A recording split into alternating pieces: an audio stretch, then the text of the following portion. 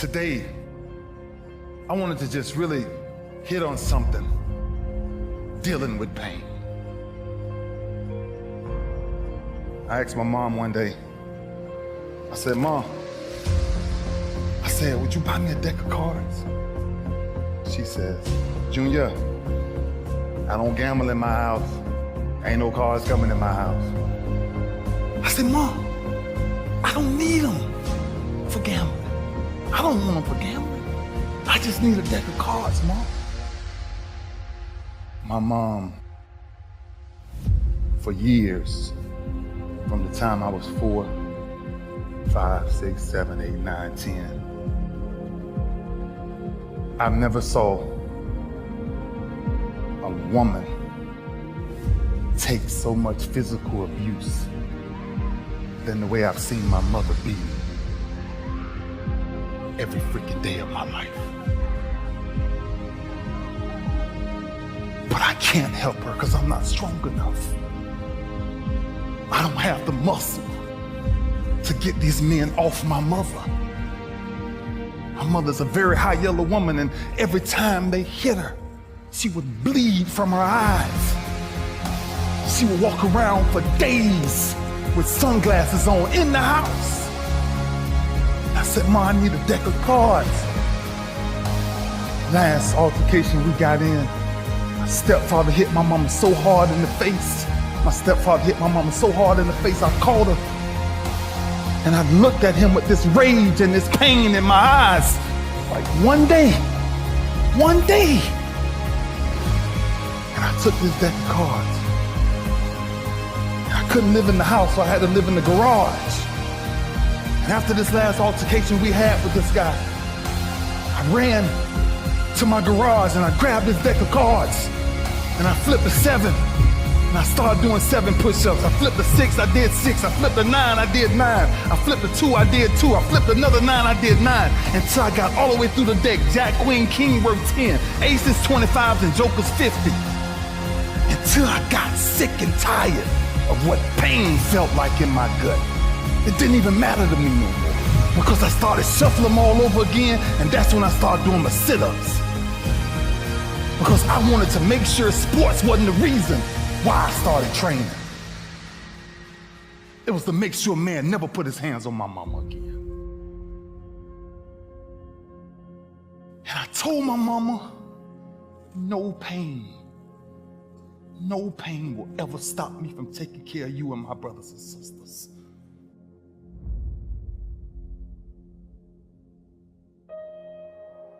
That's why I started doing what I started doing. Sports was a byproduct of what people started to see. It was the behind the scenes that was driving me crazy. There's 2 sides of pain that I don't think a lot of people really understand. There's one side of pain that's the suffering and the discomfort side of pain. But then there's another side of pain that's called effort. It's called glory. It's called if you can find a way to push through pain, there's something greater on the other side of it. And if you never tap into it, it's because the first time you felt that you backed off. The first time you felt, that burn. The first time you felt that it's too much. And we rationalize with ourselves to where we automatically stop. That's why a bunch of us give up so much in life so quickly. That's why kids have a problem finishing things in today's time. Because as soon as they feel a small bit of discomfort, of things ain't right, they're gone. I can't do it no more. But suppose I told you the greatest pain of my life is the reason I'm standing here today. I dare you to take a little pain. Go through it.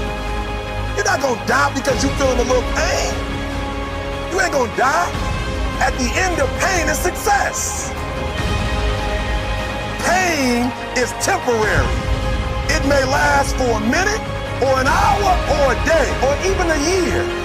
But eventually, it will subside. and something else will take its place. If I quit, however, it will last forever.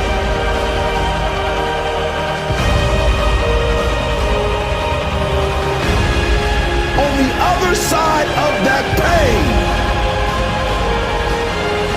on the other side of that pain, on the other side of that pain is your promise. At 10 years old, I picked up these deck of cards. And one day I counted them. And I found out it was 52 of them in the deck of cards. 52. And I turned my greatest pain into, in my business, with the greatest achievement ever is the touch of the Lombardi trophy. 52 cards. And ironically, my number ended up being 52. There's not a person on my team in 16 years that has consistently beat me to the ball every play. That ain't got nothing to do with talent. That's just got everything to do with effort. Nothing else. 15 straight years. 12 Pro Bowls later, if you want numbers. I done saw all of it. And the only thing that's kept me around is my effort. So when you put on this, all I ever knew, because I wasn't a number one recruit, I wasn't a number one linebacker, I wasn't even in the media guy. All I ever knew was effort will get me seen on tape. Effort will get me noticed to get to the league. Effort would one day take care of my mom and my kids. Effort, which is between you and you. Nobody else can give you effort. Effort is within inside, man. And I'm still grinding because the next kid is talking about he getting too old. Keep watching me if I am. Nobody ain't got to convince me of what I do. I do what I do because I do what I do, because I'm built from something. And man didn't create it. Every one of you men in here have that opportunity, man. But ask yourself the question personally, how much time you really wasting? For real. Or do you really represent this? I represent it because it's all I had. It's the only brotherhood I ever been formed to.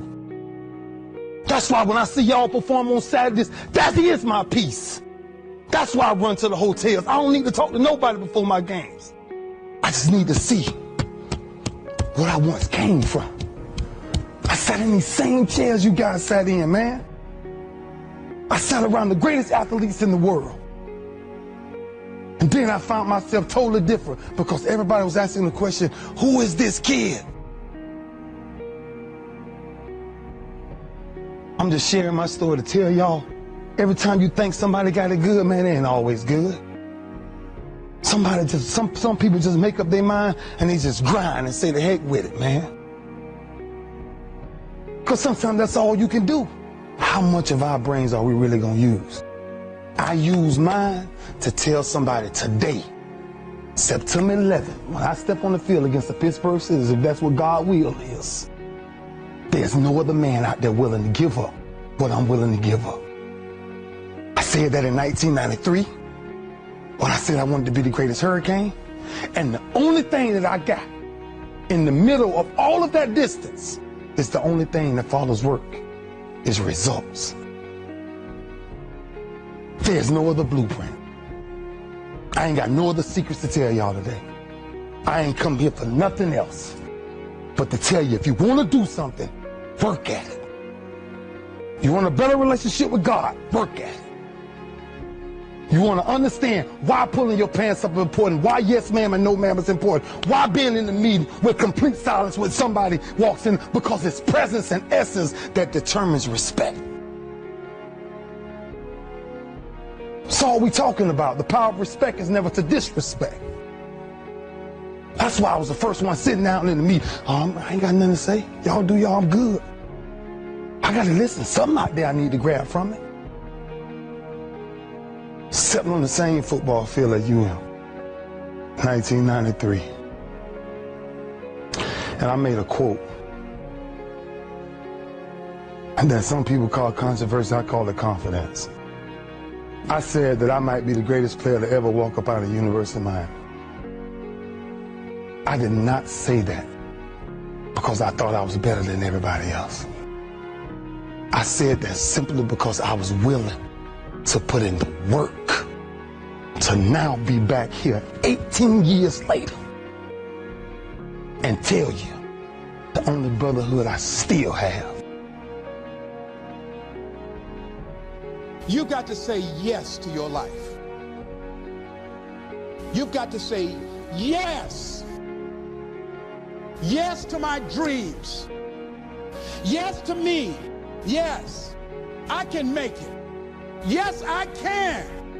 Doesn't matter how many failures I've made. Doesn't matter how many mistakes I've endured. Doesn't matter about my defeats. Doesn't matter about what I've done.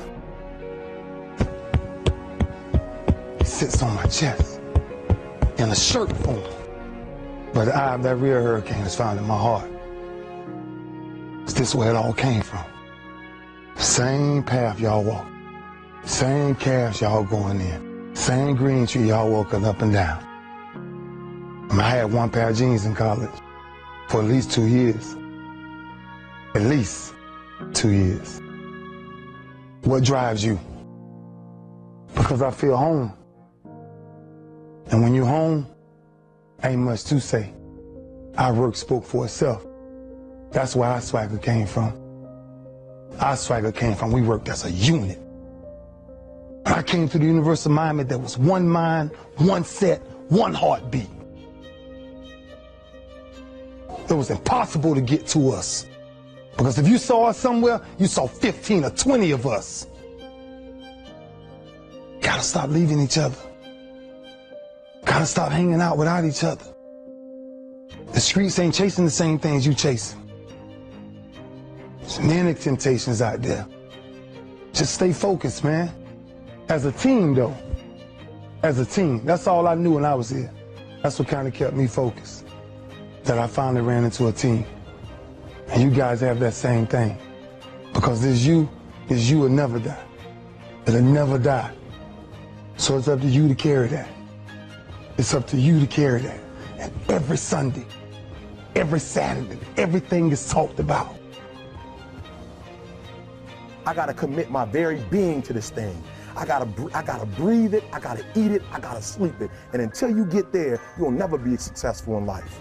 But once you get there, I guarantee you, the world is yours. You won yesterday? Know what you carry. When you carry this you on your chest. Know what you carry, man. You carry a legacy of greatness. And greatness is a lot of small things done well. Day after day, workout after workout, obedience after obedience, day after day.